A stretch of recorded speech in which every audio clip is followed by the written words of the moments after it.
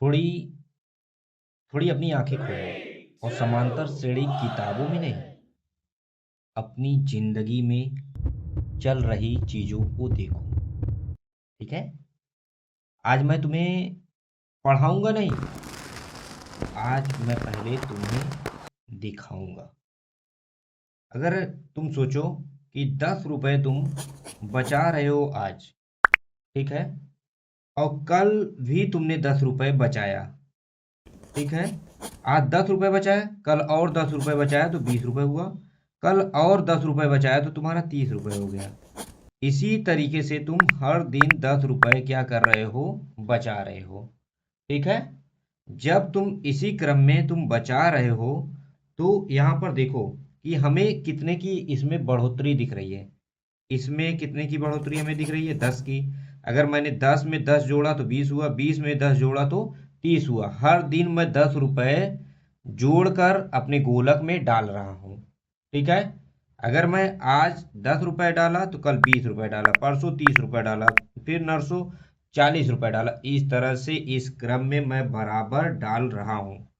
तो गणित की भाषा में लोग इसे कहते क्या है? तुम्हें दिखाई दे रहा है? अगर चलो ये नहीं समझ में आ रहा है तो मानो तुम्हारा कितने साल के हो, 16 साल के, 17 साल के, जो भी हो, आज तुम 16 साल के हो, अगले साल तुम कितने साल के हो जाओगे? 17। फिर अगले साल कितने के हो जाओगे? देखो, आज तुम 16 साल के हो, फिर अगले साल कितने हो जाओगे? 17 साल के, फिर उसके बाद 18 साल के हो जाओगे, फिर 19 साल के हो जाओ। इसमें तुम्हें दिख रहा है कितने का अंतर आ रहा है? हर साल 1 साल तुम बढ़ रहे हो। यहाँ पर हर साल 1 साल तुम अपना दूसरे साल बर्थडे मना रहे हो, फिर 1 साल बाद बर्थडे मना रहे हो। 1 साल का हर बार बढ़ोतरी हो रहा है कि नहीं? हो रहा है ना? तो गणित की भाषा में इसे हम कहते क्या है?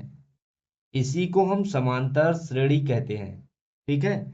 गणित की भाषा में अगर किसी भी संख्या में या किसी भी काम या कोई भी चीजों में, किसी भी चीजों में, उम्र में या किसी की सैलरी में हर साल अगर 10 रुपए बढ़ रहा है, 1000 रुपए बढ़ रहा है, तो मतलब वो समांतर श्रेणी में आएगा। ठीक है? वो समांतर श्रेणी कहलाता है। याद रखना हमेशा कि कोई भी चीज अगर क्रम से बढ़ रहा है। अब तुमने यहाँ पर एक किताबें इस मंथ खरीदा, एक किताब खरीद लिया, अगले मंथ कितना खरीदा? 2 किताबें, फिर अगले मंथ में 3 किताबें। इसी तरह से इसी क्रम में तुम खरीद रहे हो। ठीक है?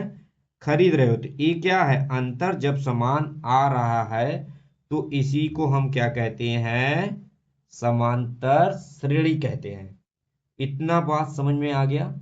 अब यहाँ पर तुम्हें एक चीज नजर आ रहा होगा कि हर में यहाँ पर मैं इसे कह देता हूँ कि ये 10 20 जो था, ये 10 है, ये 20 है और ये 30 है। पहले हम इस क्रम में लिख देते हैं। पहले हमारी बढ़ोतरी किस क्रम में यहाँ पर 10 था, फिर यहाँ पर 10 प्लस 10 हो गए, यहाँ पर इस तरह से हम लिख देते हैं पहले। अब यहाँ पर कितना हुआ? यहाँ पर 10 प्लस 10 प्लस 10। ठीक है? इसी क्रम में हमारा क्या हो रहा है? बढ़ रहा है। अब मैं इसे क्या करूंगा? इसे पहले पद को ए मान ले रहा हूं। फिर यहाँ पर दूसरे जो पद है, यहाँ पर ए वाला पद यही है, लेकिन इसे जो मैंने क्रम में 10 बार बार जोड़ रहा हूं, इसे मैं क्या मान लेता हूं? डी मान लेता हूं। अब यहाँ पर प्रथम पद में फिर मैंने यहाँ पर ए मान लिया और यहाँ पर डी है ए, फिर दूसरा भी यहाँ पर हमने डी किया, क्योंकि समान अंतर आ रहा है। तो यहाँ पर देखो, ए प्लस डी, अब यहाँ पर ए प्लस 2 डी। अब ये कहोगे कि तुम डी क्या है? डी क्या है? डी एक कॉमन डिफरेंस होता है। कॉमन डिफरेंस का मतलब एक ये है, सार्व अंतर, जो समान अंतर इसमें दिखाई दे रहा है, समान रूप से एक इसमें और इसमें क्या है? अंतर है। जैसे यहाँ पर समान रूप से क्या था? इसमें कितने का अंतर था? 10 का। और यहीं पर मैं पूछूं, यहाँ पर 20 और 30 में कितने का अंतर था? तो 10 ही का था। ठीक है? तो इसी को हम लोग क्या कहते हैं? डी, सार्ववांतर, जिसे हम कहते हैं सार्ववांतर। तो यहां पर ये बातें समझ में आ गई। तो यहां पर देखो, डी यहां पर कोई जादू नहीं है, ये बराबर अंतर है। जो हमें दिखाता है कि ये एक समांतर श्रेणी में है। ठीक है, अगर डी समान नहीं रहेगा तो यह क्या होगा, समांतर श्रेणी नहीं होगा। अगर मैं स्कूल जाते हुए एक कदम यहाँ पर पांव रखता हूँ, फिर दूसरा कदम यहाँ पर बढ़ाता हूँ, फिर तीसरा कदम यहाँ पर बढ़ाता हूँ, अगर फिर चौथा कदम यहाँ पर बढ़ाता हूँ, ऐसे कदम अगर हम हर बार एक एक कदम बढ़ा रहे हैं तो इसका मतलब हमारा अंतर एक एक का ही है और हम एक समांतर क्रम में चल रहे हैं। यहाँ पर ए अंतर ही बताता है, अगर समान अंतर है तो हम क्या है, समांतर क्रम में है। अब यहाँ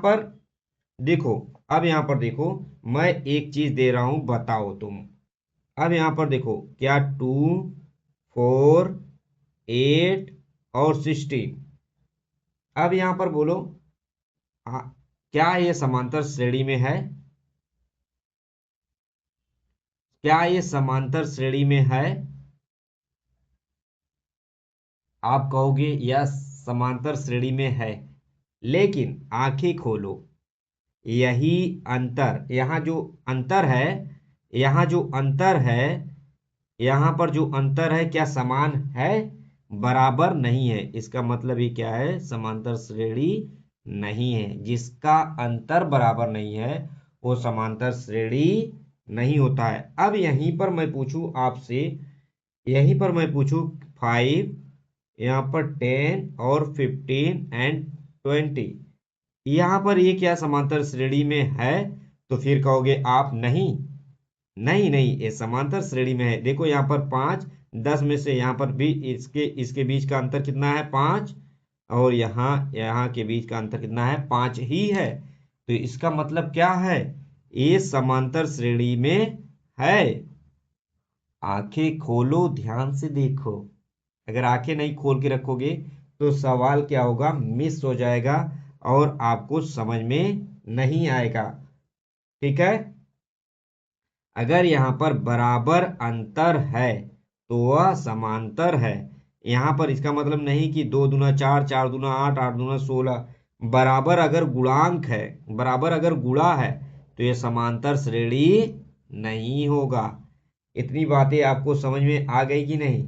तो यहाँ पर यही चीज हमें समझना है कि कौन सा समांतर श्रेणी है और कौन सा समांतर श्रेणी नहीं है। अब यहीं पर देखिए, हर एक पद में क्या है, ये पहला पद है, ठीक है, दूसरे पद में एक ही डी है, 2 डी नहीं है, और तीसरे पद में कितना है, 2 डी है। तो इसी से हमारा एक फार्मूला भी बन जाता है कि यनवा पद बराबर ए प्लस, देखो यहाँ पर अगर मैं लिखूंगा तो n-1, एक दूसरी जगह है लेकिन एक कम है, इसलिए डी, यहाँ पर ए हो जाएगा। ठीक है, अब यहाँ पर मैं 2 रखूंगा, देखो अगर मैं 2 रखूंगा यहाँ दूसरे पद के हिसाब से, ये दूसरा स्थान है, दूसरा पद है, तो यहाँ पर 2 रखूंगा तब पर भी a प्लस डी आएगा कि नहीं? तो इससे ये फार्मूला बन जाएगा, Tn बराबर a plus n-1 into D. यहाँ पर इसी तरीके से हमें क्या करना है, करना पड़ेगा। अब यहाँ पर एक एग्जाम्पल हम देखेंगे जिससे आपको काफी अच्छे से समझ में आ जाएगा कि यहाँ पर समांतर श्रेणी वास्तव में है क्या। अब यहाँ पर देखिए, यहाँ पर दिया गया है 4, 9 और 14 और डॉट डॉट डॉट, यहाँ पर दे दिया गया 254। समांतर श्रेणी यहाँ पर बोल रहा है, समांतर श्रेणी 4, 9, 14 और 254 का अंत से 10वां पद होगा। अब यहाँ पर सबसे पहले हमारा चेकिंग होगा, क्या ये समांतर श्रेणी है या नहीं है, क्या ये समांतर श्रेणी है या नहीं है। तो 9 में से 4 घटाओगे कितना आएगा, 5 ही आएगा। 14 में से 9 घटाओगे कितना आएगा, इसका मतलब ये समांतर श्रेणी इसलिए है क्योंकि इसका सार्वंतर समान है। आंखें खुली रखो, नहीं तो समझ में नहीं आएगा। ठीक है, पेपर है आपका, इसलिए आंखें खोल के रखो। अब ये क्या है, पहला पद है, मतलब प्रथम पद को, पहली संख्या को ए से हम दिखा देते हैं 4, और ये जो अंतर है मैंने बोला था ये d होता है, ये d कोई जादू नहीं, समान अंतर होता है, ये 5 है। क्या यहां पर आपको समझ में आ गया? ठीक है, तो यहां पर आपको अच्छे से समझ में आ रहा होगा। अब यहां पर देखो 254वां का अंत पद यहां पर हमें पता करना है। अब यहां पर तुम्हें एक चीज दिखाई देगा कि आंखें पूरी तरह खोल के रखो कि यहां पर ए क्या यहां पर 4 होगा। तुम्हें इस सवाल में एक चीज का अंतर नहीं दिखाई दिया। इस सवाल में क्या पूछा गया, यहीं पर सवाल क्या करता है, आपको कंफ्यूज कर देता है और आप आंखें नहीं खोले रहते हो।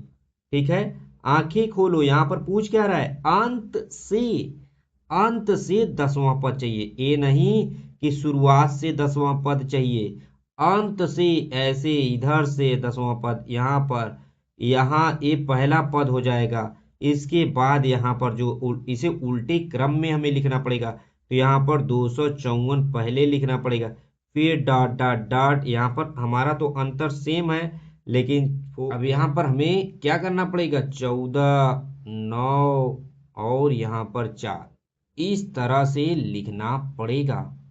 तब जाकर हमें यहाँ पर अंत से 10वां पद का पता लगाना है, और आप यही एग्जाम में गलत कर देते हो और इस सवाल को सही से नहीं देखते हो। इसी सवाल में सब कुछ छिपा था, लेकिन यहाँ पर आप यहीं पर कंफ्यूज हो जाते और आप शुरू से 10वां पद लिख देते और आपका आंसर इसी में गलत हो जाता। तो यहाँ पर हमारा प्रथम पद क्या होगा, 254। तो यहीं पर हमने फार्मूला आपको बताया है, टी एन बराबर एनवा पद बराबर a plus n minus 1 into d. अब यहां पर क्या आ जाएगा, टी एन बराबर 254, ठीक है, प्लस एन माइनस 10वां पद मतलब 10 माइनस 1, और डी हमारा तो 5 ही रहेगा, तो यहाँ पर ए आ गया। अब यहाँ पर टी एन बराबर कितना आ जाएगा हमारा, यहाँ पर देखेंगे 254, 254 और प्लस 9 इंटू 5, 9 पचे 45। यहाँ पर टी एन बराबर कितना आ जाएगा, यहाँ पर कितना आ जाएगा, यहाँ पर 254 और 45, यहाँ पर 5 4 9 और 299। हमारा यहाँ से अंत से 10वां पद होगा। यहाँ पर अंत से, यहाँ पर हर जगह 10 लिखते जाना, ये नहीं कि यहाँ पर ऐसे नहीं लिखोगे, नहीं गलत कहलाएगा, या नहीं लिखना है 10। ठीक है, तो यहाँ पर ये सवाल देखो कितना मजेदार था, लेकिन यहीं पर थोड़ा सा अंत की बातें अगर नहीं पकड़ते तुम कंफ्यूज हो जाते। अब यहाँ पर आगे की तरफ बढ़ेंगे और यहाँ पर एक बात आपको क्लियर समझाएंगे कि x के किसी मान के लिए 2x, x प्लस 8, 3x समांतर श्रेणी में होंगे। ये बात यहाँ पर कंफर्म बोला जा रहा है कि ये समांतर श्रेणी में होंगे। यहाँ पर आपको एक बात तो आपको पता है ही कि 2x, x प्लस 8 और 3x प्लस 1। यहाँ पर मैं आपको एक एग्जाम्पल समझाना चाहूंगा। अगर यहाँ पर मैं 2 लिख दिया, फिर 4 लिख दिया, फिर 6 लिख दिया, फिर 8 लिख दिया, फिर यहाँ पर 10 लिख दिया, डॉट डॉट डॉट। अब यहाँ के बीच का अंतर कितने का है, 2। अब 4 और 6 के बीच का अंतर कितने का है, 2। और यहाँ के बीच का अंतर कितना है, 2। मतलब पहला डी, अब देखो इसे डी कहते हैं, लेकिन हम यहाँ पर इसे D1 कह सकते हैं, इसे क्या कह सकते हैं, D2। अब यहाँ पर इसे क्या कह सकते हैं, D3। लेकिन मैं कहूँ कि D1 और D3 क्या है, एक दूसरे के, D2 और D3 एक दूसरे के क्या है, बराबर हैं। बराबर हैं क्योंकि सार्वंतर क्या होता है, बराबर होता है। अगर मैं 2 बराबर 2 लिखूं तो कोई गलत है, नहीं, सही है। तो यहाँ पर पहले से बोल दिया जा रहा है कि यह समांतर श्रेणी में होंगे, तो यहाँ पर मैं क्या करूंगा, तो यहाँ पर इसके और इसके बीच का D1 और D2 एक समान कर दूंगा। अब मैं बोलूंगा कि D1 जो है D2 के क्या है, बराबर है। तो यहीं पर हमारा जो आंसर आएगा, अब देखिए हम D1 और D2 कैसे निकालते हैं। D1 हमारा क्या होता है, ए वाला पद दूसरे पद में से पहले पद को हम घटा देते हैं, तो यहाँ पर x प्लस 8 माइनस 2x कर दूंगा। अब यहाँ पर देखो यही 3x प्लस 1, यहाँ पर ए वाले पद में से ए वाला पद क्या करूंगा, माइनस कर दूंगा, प्लस 8। तो यहाँ पर क्या हो जाएगा, यहाँ पर x plus 8 minus 2x, 3x यहाँ पर हो जाएगा प्लस 1। अब यहाँ पर देखो माइनस है तो यहाँ पर x माइनस 8। अब यहाँ पर क्या हो जाएगा, माइनस x प्लस 8। अब यहाँ पर देखो 3x दिया गया है और x यहाँ पर माइनस है, मतलब 2x और प्लस 1 माइनस 8 कितना हो जाएगा, यहाँ पर माइनस 7। अब देखो अंकों को इधर लेके आते हैं, इसे अंक को उस साइड लेके जाते हैं, तो यहाँ पर आ जाएगा minus x is equal to minus x minus 2x is equal to उस साइड जाएगा माइनस 7 माइनस 8। अब यहाँ पर माइनस 3x और माइनस 15, माइनस से माइनस क्या होगा, कैंसिल हो जाएगा और x इज इक्वल टू क्या आएगा, 5। और यहाँ पर हमारा जो x का मान है यहाँ पर 5 आ गया है। अब यहाँ पर वैल्यू हम रखेंगे 2 इंटू 5 और यहाँ पर 5 प्लस 8 और यहाँ पर 3 इंटू 5, 5 प्लस 1, तो यहाँ पर 10, यहाँ पर कितना हो जाएगा, 8 5 13 और यहाँ पर कितना हो जाएगा, 3 5 15 1 16। अब यहाँ पर देखो अंतर, 10 में से 3, 10 में 3 जोड़ेंगे 13, 13 में 3 जोड़ेंगे 16। यहाँ पर अंतर क्या है, समान है, इसलिए क्या है, समांतर श्रेणी है। नेक्स्ट वीडियो में आपको इससे भी एक एडवांस लेवल की चीजें बताऊंगा। अभी मैंने आपका यहाँ पर क्या दिया, ये ऐसा एग्जाम्पल दिया जिससे आपको समझ में आए। आज हमने फार्मूला नहीं सिखाया, आपको समांतर श्रेणी के डर को हटाने की कोशिश किया कि आपने क्या, आपको देखना चाहिए। और आप कमेंट करिएगा कि आपके जीवन में कौन सी चीजें समांतर श्रेणी में चल रही हैं और आपके जीवन में समांतर श्रेणी से क्या जुड़ा हुआ है। तो प्लीज आप लोग कमेंट करिएगा। वीडियो कैसा लगा हो प्लीज लाइक करिएगा।